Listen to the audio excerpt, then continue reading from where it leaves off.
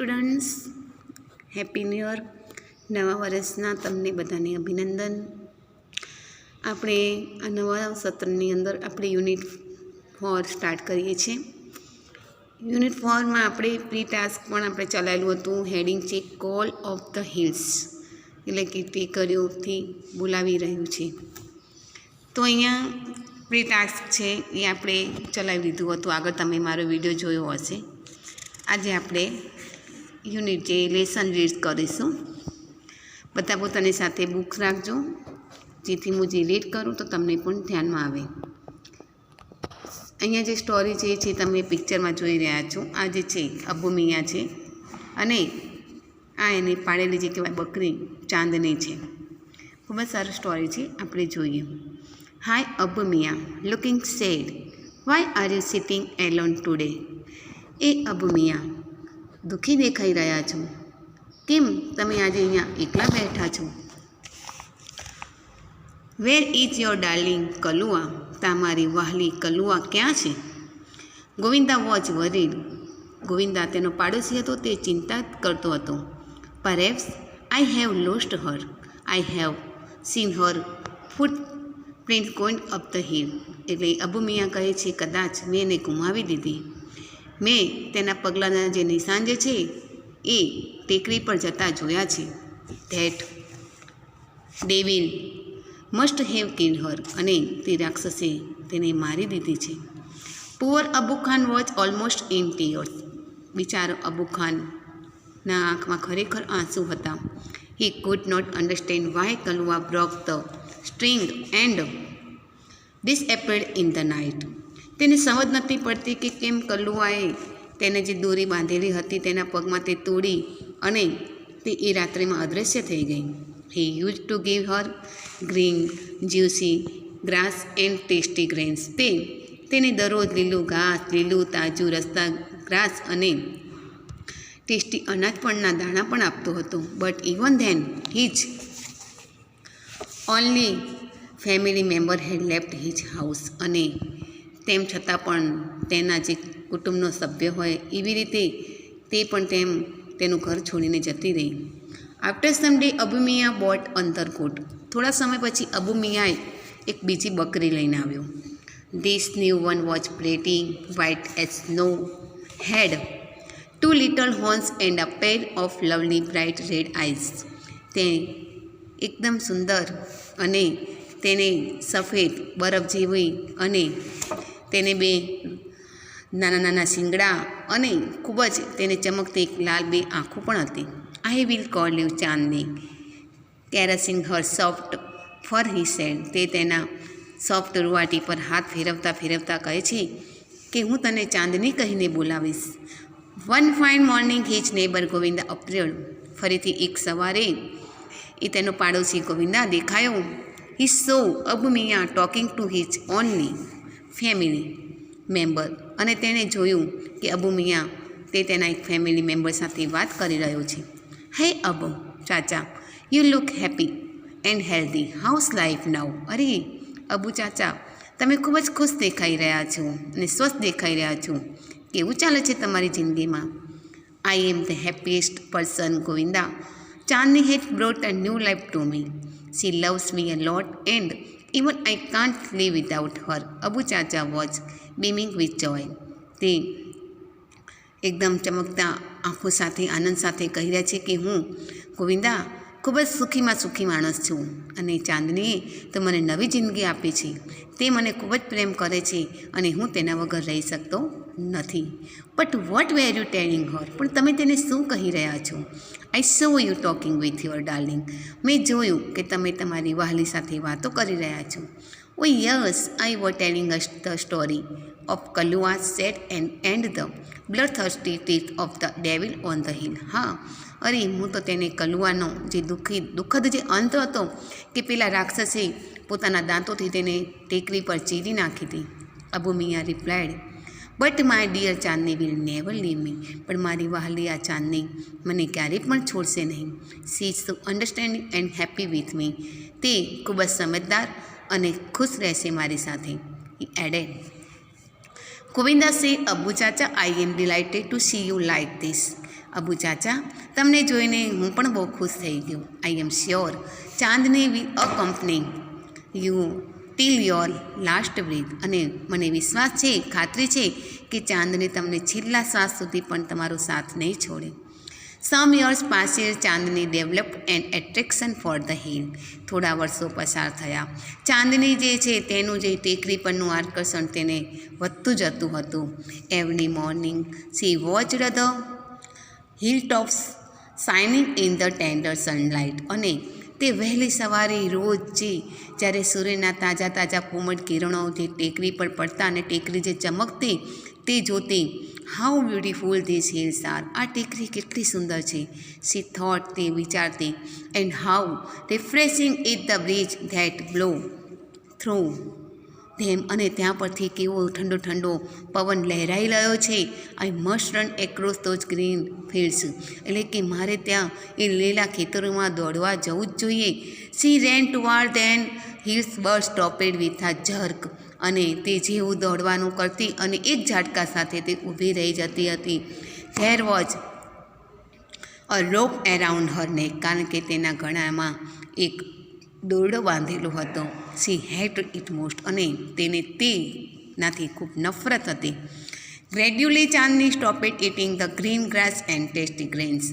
અને પછી ધીમે ધીમે ચાંદનીએ ખાવાનું જે ટેસ્ટી લીલું ઘાસ હતું, અનાજ હતું, તાજું લીલું ઘાસ હતું, એ એણે ખાવાનું બંધ કર્યું. કારણ કે જ્યારે માણસને જીદ થાય છે ને, જે જીદ ઉપર ચડે છે ત્યારે તેને બસ એ જ વસ્તુ દેખાય છે. જ્યાં સુધી તેને એ વસ્તુ નથી મળતી ત્યારે તેને બીજું કંઈ જ ગમતું નથી. આ ચાંદનીને પણ એવું જ હતું. તેને ટેકરી પર જવું હતું પણ તેને જવા નહોતું મળતું. એટલે તેણે એ દુઃખમાં ને દુઃખમાં તેને ખાવા પીવાનું પણ બંધ કર્યું. Even the lost interest in Abbu Khan story. તેને અબ્બુ ખાનની વાતોમાં રસ ઓછો પડવા માંડ્યો. C lost her appetite. તે ગ્રીવ વેરી થીન. અને તેની ભૂખ મરી ગઈ અને તેનું ખૂબ જ પાતળી થતી ગઈ. She started moodlessly at the hills bathing in the sunlight or playing with the clouds. અને તેણે તો બસ ટેકરીઓ પર જે રમવાનું, સૂર્યના પ્રકાશમાં વાદળો સાથે રમવાનું જ બસ તેનું જે હતું એ ત્યાં ટેકરી પર જવાનું એનું જે હતું એ જ હતું. તે બસ તાકી જ રહેતી. તે બસ આમ ત્યાં બસ એક ધારું તાકી રહેતી અને મૂડલેસ થઈ જતી કે હું ક્યારે ત્યાં જઈશ.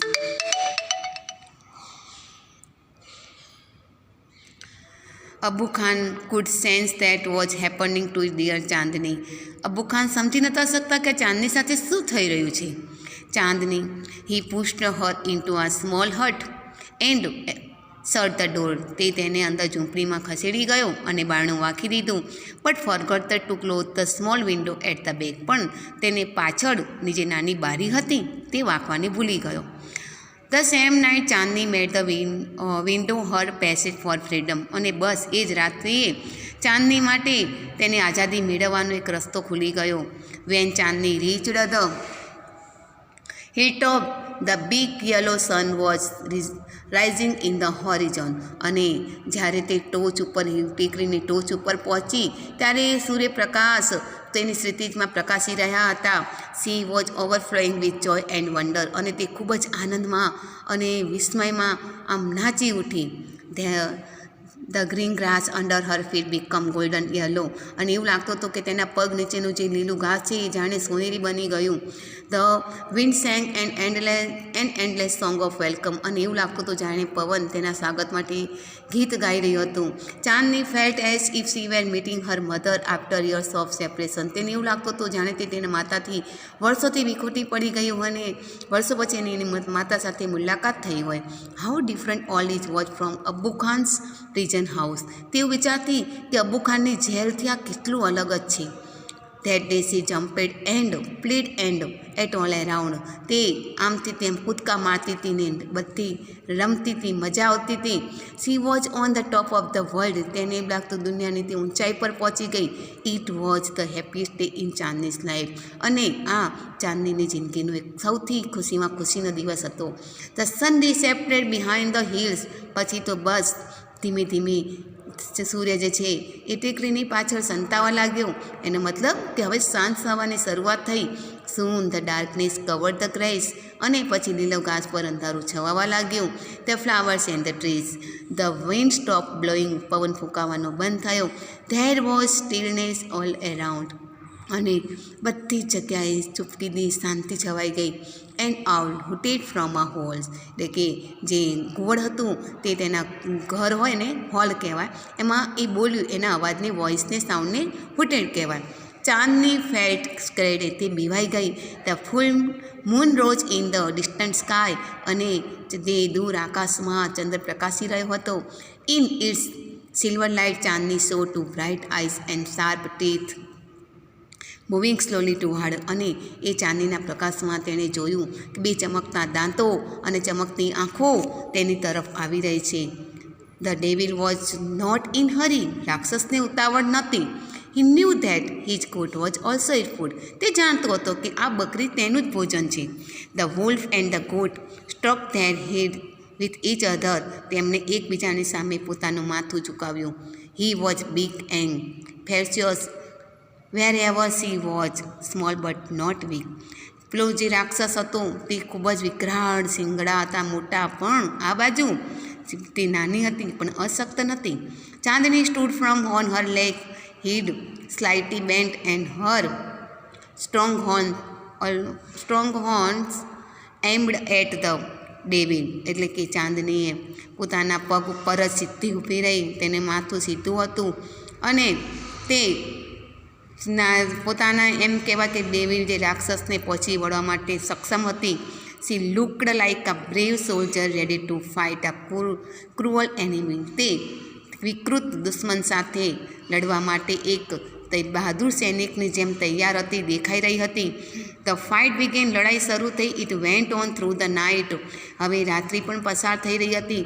The moon began to grow pale and suddenly hide behind the cloud. પછી જેમ જેમ રાત્રિ પસાર થઈ તેમ ચંદ્ર પણ ઝાંખો થતો ગયો અને વાદળાઓની પાછળ સંતાઈ ગયો. The stars also began to disappear one by one. તારાઓ પણ એક પછી એક અદૃશ્ય થવા માંડ્યા. એને મતલબ કે સવાર થવા માંડી. A faint light appeared in the east. પૂર્વ દિશામાં સૂર્ય ઉગવાની તૈયારીમાં હતો એટલે ઝાંખો પ્રકાશ પણ છવાઈ રહ્યો. The first rays of the sun saw Chandni laying on the ground. એટલે કે પહેલું સૂર્યનું કિરણ પડ્યું તો જોયું કે ચાંદની જમીન પર પડી હતી. She was completely soaked in blood. અને તે લોહીનાથી લથબથ હતી. The wolf tired and sleepy was getting ready to devour her. અને જે વુલ્ફ જે વરુ હતો તે થાકેલો હતો અને ઘેનમાં પણ ચડી ગયો હતો અને તે પોતાના ભોજનને ખાવા માટે તૈયારી કરી રહ્યો હતો. A flock of bird sitting on tree was debating the result of the fight. ઝાડ ઉપર બેઠા પક્ષીઓ આ લડાઈ વિશે ચર્ચાઓ કરી રહ્યા હતા, વાદ વિવાદ કરી રહ્યા હતા. So who is the winner asked a small one. કોઈક એમાંથી એક જણે પૂછ્યું, અરે વિજેતા કોણ હતું? The wolf of course. Most of the other declare together. બેઠેલામાંથી એક જણે જાહેર કર્યું કે વરુ. ઓફકોર્સ એટલે મેં કે તે જ હોય ને. નો સેડ અ વાઇઝ ઓલ્ડ બર્ડ. ના, પણ એક વૃદ્ધ પક્ષીએ કહ્યું, ચાંદની ઇઝ ધ વિનર. ચાંદની વિજેતા છે. આઈ હેવ નેવર સીન સચ આ બ્રેવ ફ્રીડમ ફાઇટર. મેં આવી પોતાની આઝાદી માટે લડતી આવું લડવૈયો ક્યારેય પણ જોયો નથી. કેવી લાગી સ્ટોરી? મજા આવી ગઈ ને? આપણે પણ ચાંદની જેવું જ બહાદુર થવાનું છે. ગમે તેવી મુશ્કેલી આવે તો પણ આપણે ગભરાયા વગર તેનો સામનો કરવાનો છે.